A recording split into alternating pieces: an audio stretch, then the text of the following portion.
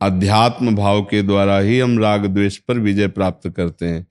द्वेष उसी से होता है जो हमारे प्रतिकूल व्यवहार करता है। प्रतिकूल व्यवहार तभी होता है जब हमारे को भोग मिलना होता है दंड का। जैसे कुछ नहीं तो हृदय जल रहा है, उसके प्रति सोच सोच के हम जल रहे हैं व्यर्थ में, तो वो जो ताप हो रहा है वो हमारे पाप को नष्ट कर रहा है। निश्चित मानिए, अगर आध्यात्म को स्वीकार करेंगे तो किसी से द्वेष करने की जरूरत नहीं है। जो हमसे द्वेष करना है उसके प्रति भगवत भाव रखना और सह जाने की जरूरत है। बहुत उन्नति होगी, लौकिक और पारलौकिक दोनों उन्नति होंगी यदि द्वेष को सह गए। आप देखना, जो दंड हमें शरीर में मिलना चाहिए वो मेरे मन में जलन पैदा करके शांत हो गया, कितनी अच्छी बात है। जैसे कोई हमारी निंदा करता है और हमारे कान में पड़ता है कि वो अमुक आपकी निंदा कर रहे थे या सामने कर रहा है, तो जो हमको भारी प्रारब्ध भोगना पड़ता वो निंदा करके हमारे प्रारब्ध को नष्ट कर रहा है, अपने ऊपर ले रहा है। कितना कृपालु है वो। द्वेष लायक थोड़ी है, वो तो आशीर्वाद देने लायक है कि भाई मुझे जो दंड मिलता शारीरिक वो तुम अपनी जबान से निंदा करके काट दिए, कितनी बड़ी कृपा। पर हम अज्ञानी होने के कारण हम बुरा मानते हैं और उसके प्रति द्वेष कर लेते हैं कि हमारा कुछ लेना देना नहीं, फिर भी हमको निंदा करता है, हमको कष्ट देता है, हमारे प्रति द्वेष भाव रखता है। ये अध्यात्म ना होने के कारण, ज्ञान ना होने के कारण हम ऐसा, यद्यपि वो हमारा बहुत बड़ा मित्र है। एक बार अयोध्या के राजा थे तो उन्होंने वशिष्ठ जी से कहा, वशिष्ठ जी कुल परंपरागत आचार्य रहे, तो उनसे कहा कि उनको गलित कुष्ठ था, जो सब जगह शरीर सड़ने लगता है, तो हो जाता है पूर्व पाप के अनुसार। तो वो कभी कभी राज दरबार में जैसे आते तो सब ढक के आते। तो वशिष्ठ जी से कहा, प्रभु ये क्या है, मैं चक्रवर्ती सम्राट हूं पुण्य बल से, लेकिन ये, तो उनका तुम्हारा पाप है, इसको भोगना पड़ेगा। तो बोले प्रभु कोई उपाय है कट जाए? तो बोले औषधियों की तो ताकत नहीं कि गलित कुष्ठ कट जाए, पर एक उपाय है, यदि पूरा नगर तुम्हारी निंदा करने लगे तो तुम्हारे पाप कट जाएंगे। तो बोले क्या करूं?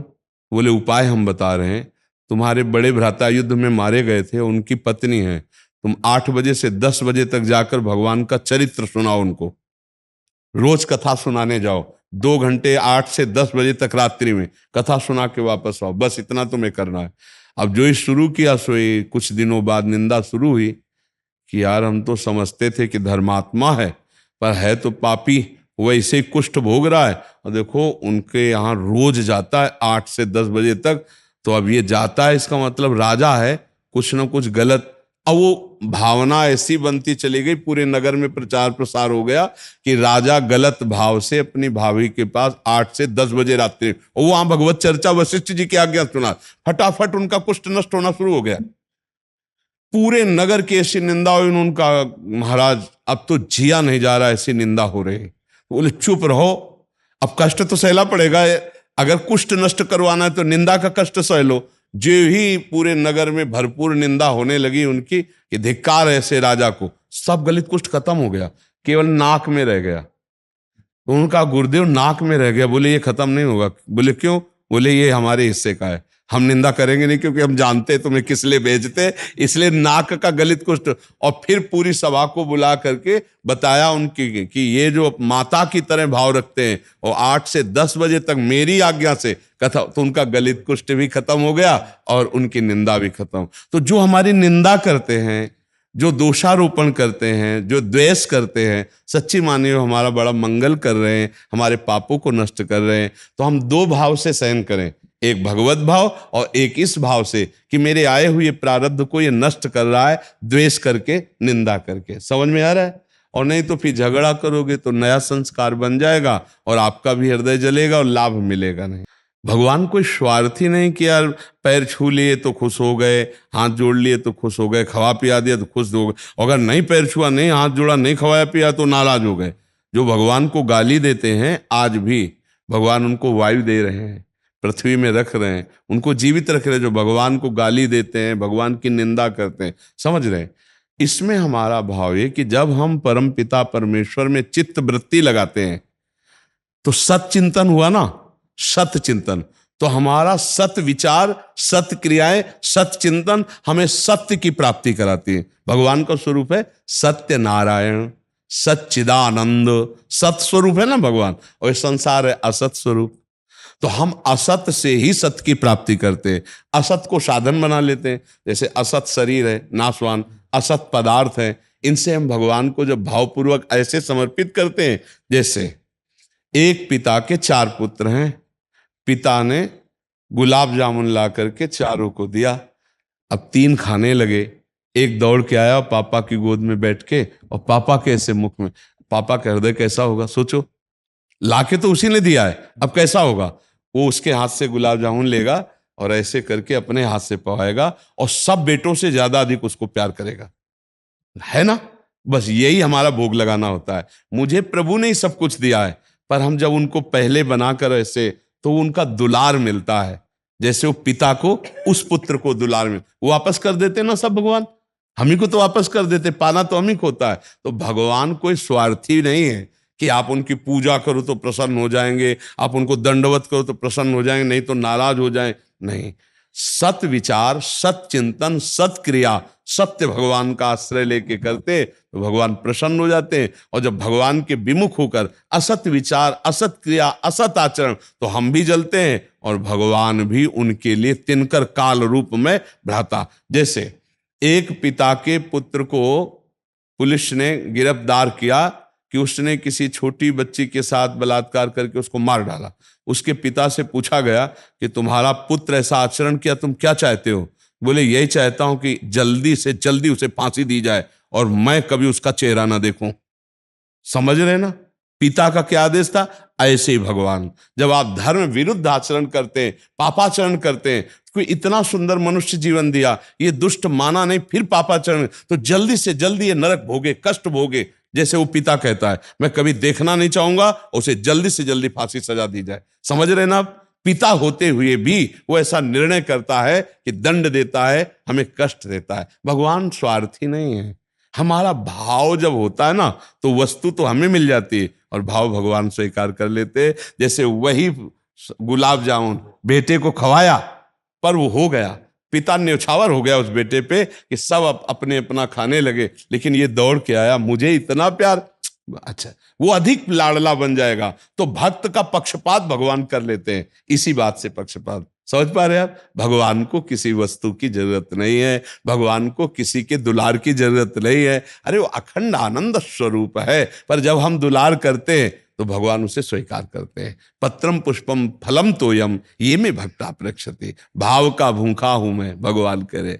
भाव ही एक सार है, भाव से मुझको भजे तो भाव से बेड़ा पार। भगवान को कोई वस्तुएं नहीं चाहिए, ये सब वस्तुएं भगवान को चाहिए। आप सोचो संसारिक आदमी जिनको भोग रहा, वो भगवान को चाहिए वस्तुएं, उन्होंने ही तो दिया है हमको। हमको जो वस्तुएं दी, वही वस्तु हम जब प्यार से भगवान को अर्पित, तो खुश हो जाते हैं हमारा भाव देखकर। वस्तुएं कभी खाते देखा है क्या, भगवान को गुलाब जामुन चढ़ाया पूरे चट कर गए, ऐसा तो कभी नहीं। अगर 11 चढ़ाया तो 11 मिलेंगे, 10.5 नहीं मिलेंगे, पूरे के पूरे वापस। हाँ, वो हम अपने लिए रख ले भोग में लगा के कि भाई भगवान के भोग लगाया, 5 हम रख लिए, 6 वापस कर दिए, वो हम पाएंगे 5 और 6 तुम पा लो। भगवान ने एक को नहीं पाया, भगवान ने भाव पाया आपका, जो आप भाव में भर के लाए कि ये बहुत सुंदर वस्तु है, हमारे प्रभु पाए, वही भाव भगवान ने ग्रहण किया, और उसी भाव से आपका परम कल्याण हो जाएगा। तो ये था माम प्रपद्यन्ते तास तथैव भजाम्यहम्। भगवान कहते हैं मुझे जो जैसे बचता है मैं उसको वैसे बचता हूं।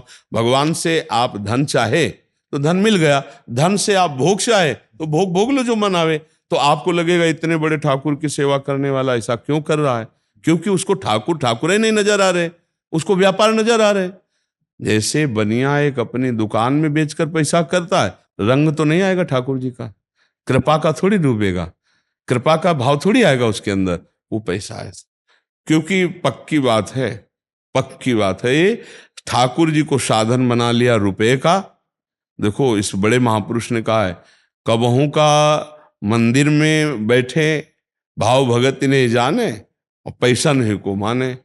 कभी ठाकुर जी के मंदिर में बैठ जाते हैं ऐसे लोग, तो कबहू का प्रवक्ता हुए बैठे और शास्त्रों का पर रुपया ही को खींचे, वो बड़ा वेशधारी हरि को रसाले। एक पद में ऐसा लिखा है, तुम नाचे गावें भाव दिखावें, काव्य करे चटकीली, साच बिना हरि हाथ ना आवे, रहनी है सब ढीली, बिन विवेक वैराग्य भक्ति बिन सत्य न एको मानो, भगवत विमुख कपट चतुराई सो पाखंडे जानो। तो यही पाखंड है भाई, कि हम ठाकुर जी की सेवा कर रहे हो, हमें आनंद मिले किसी और की तरफ, और कोई चाह रह जाए, ऐसे सब नहीं होते।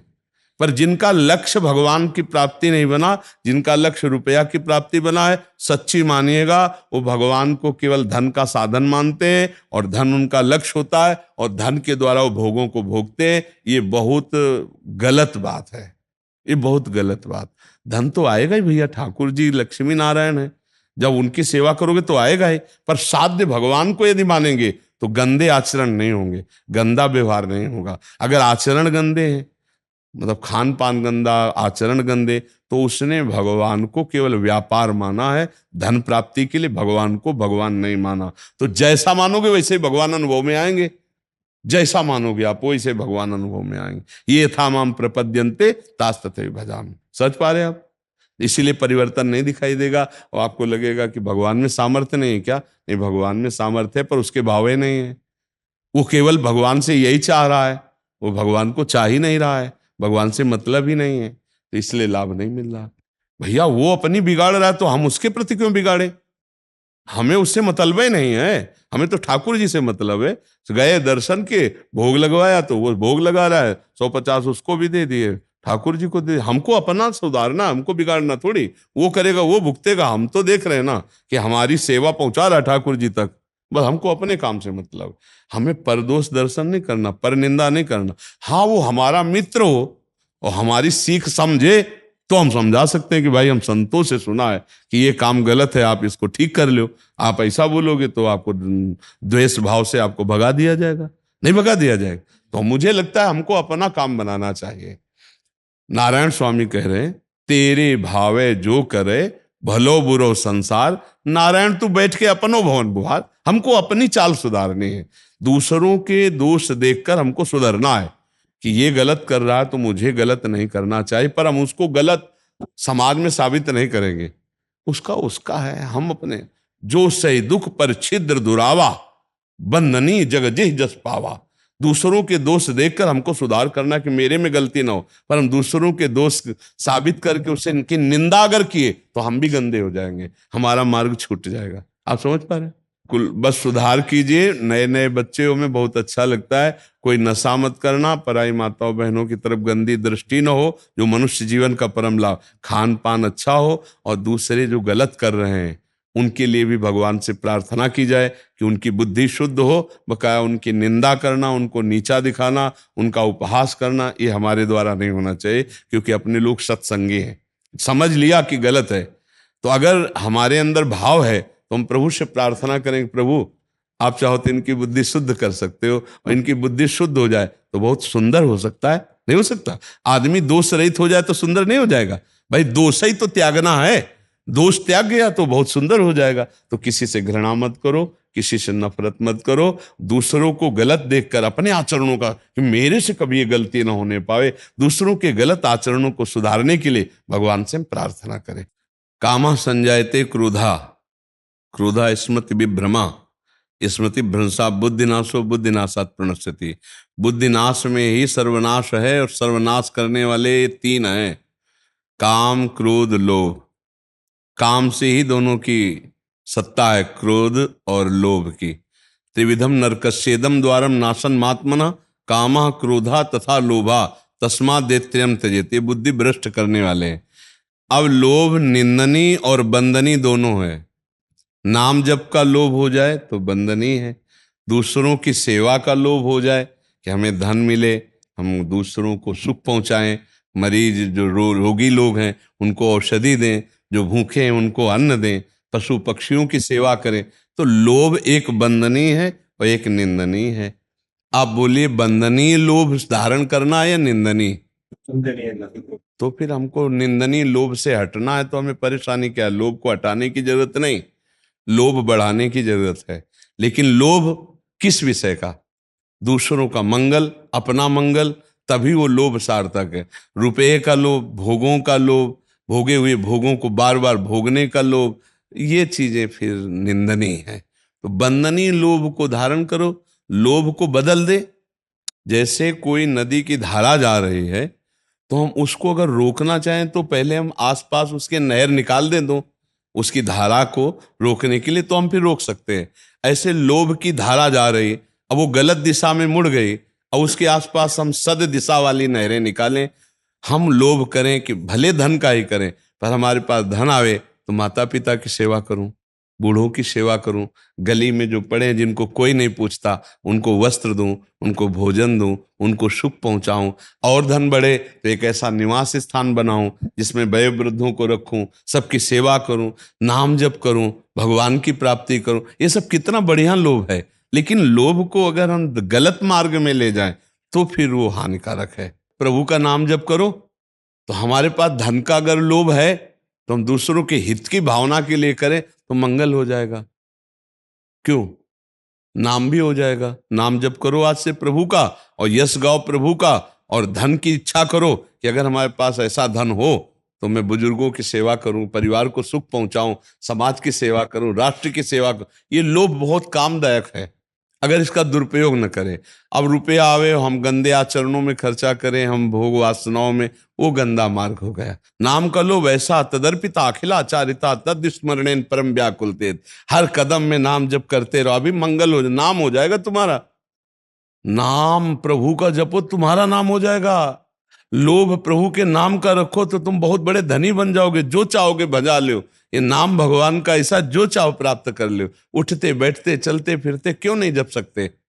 जब दुख आवे तब कहाँ जप पाओगे? ऐसे ऐसे दुख हैं कि होश खराब हो जाएगा, भगवान याद ही नहीं आएंगे। इतना भयानक संसार में, ए सुख में सुमिरन कर ले तो दुख काहे को होए। अगर सुख में सुमिरन करोगे तो दुख देने वाले पाप अपने आप नष्ट हो जाएंगे, तो दुख क्यों होगा? निरंतर नाम जपने का अभ्यास क्यों न करो? 3 माला कोई बहुत होता है क्या यार? संसार के लिए तुम इतना समय देते हो, भगवान के लिए कितना समय देते हो? मंदिर जाना आना हो कोई खास बात नहीं होती। अभी पीछे बैच में एक ने पूछा कि भगवान के मंदिर में 8 पैर सेवा करते हैं और इसके बाद गलत आचरण करते हैं, गलत खान पान करते हैं, तो हम क्या विश्वास करें? तो उन्होंने भगवान को साधन बनाया रुपए का। भगवान को भगवान मान के थोड़ी सेवा कर रहे हैं। जैसे एक बनिया व्यापार करता है, ऐसे भगवान को व्यापार माने। तो साध्य बनाया भोगों को, तो पैसा आया, इसके बाद सब कर रहे हैं। भगवान को भगवान थोड़ी मानते हैं, वो तो भगवान को व्यापार मानते हैं। और अगर व्यापार को भगवान मान लो तो उससे भगवत प्राप्ति हो जाए। भगवान को भगवान मानने की तो बात जाने दो, अगर व्यापार को भगवान मान लो तो उससे भगवत प्राप्ति हो जाए। राधा राधा नाम जप कर रहे हैं, जो ग्राहक आया भगवान की भावना कर रहे हैं, अपना व्यापार कर, इसी को तो गृहस्थी में भगवत प्राप्ति का मार्ग कहते हैं। यार तो निरंतर नाम का लोभ बढ़ाओ, सब लोग ठीक हो जाएंगे, है नहीं? हाँ देखो, जब समुद्र मिल जाता है तो छोटे मोटे गड्ढों की याद नहीं आती। फिर ऐसे जब भगवान की प्राप्ति हो जाए या भगवान नाम में चित्त डूब जाए तो फिर लोभ का नाश हो सकता है। सांसारिक नहीं तो बढ़ता ही जाता है। 100 का लोभ हो, 100 मिल जाए तो तृप्ति थोड़ी होगी, 1000 का आ जाएगा। 1000 मिल जाए तो लाख का, लाख तो करोड़ मिल, अगर भगवान मिल जाए तो फिर ये खत्म हो जाता है। जिसके पाने के बाद कुछ पानना बाकी नहीं रहता, जिसके जानने के बाद कुछ जानना बाकी नहीं रहता, वो भगवान श्री हरि हैं, वो हमारी आत्मा है, वो हमारे प्राण हैं, वही परमेश्वर हैं। यार नाम जप करो।